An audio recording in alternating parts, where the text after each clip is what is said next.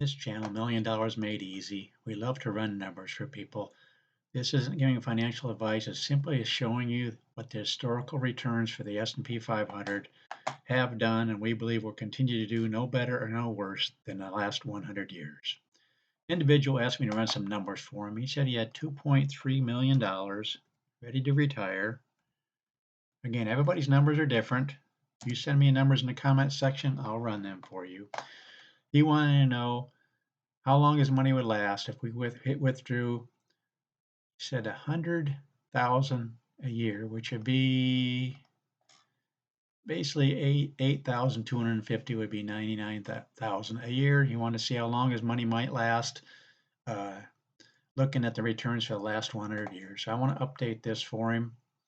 Again, he didn't ask for any kind of a COLA, just $100,000 a year, starting with $2.3 million.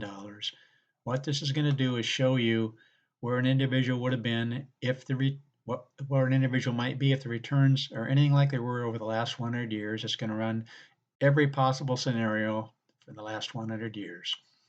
And you can see here that starting with $2.3 million, if you started in 1924, you can see the numbers going down through here.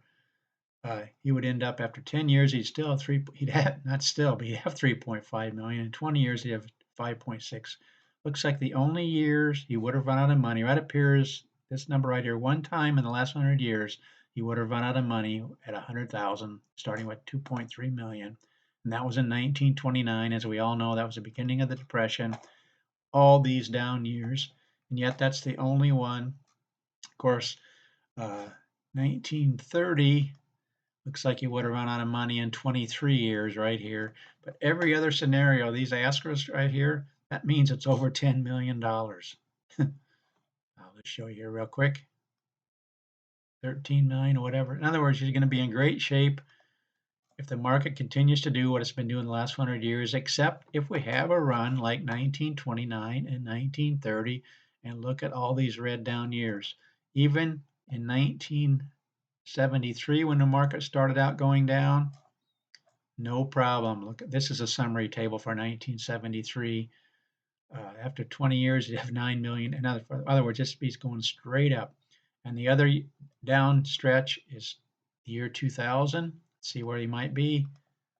2000, he'd still be, after 10 years, he would have been down to a million, which might have been kind of nerve wracking. But since then, in the last 10 years later, he's up to 1.79.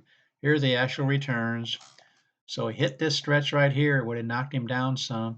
But then you had these, actually, this whole decade, that's 37%. But then you had this kind of a decade, 2010, going down through here.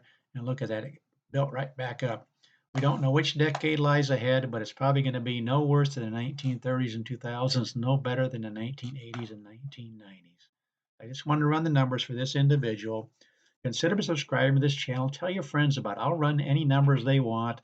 Again, I just want people to see the numbers so they can see how, first of all, how easy it is to get to $1 million if they're committed and have enough time, but also once they reach retirement, what happens if you stay at least somewhat in the market. In this case, we left 100% in. When most cases, we would recommend putting some over in a cash reserve. So when the market does go down, these down years won't come out of this amount. It'll be coming out of this amount.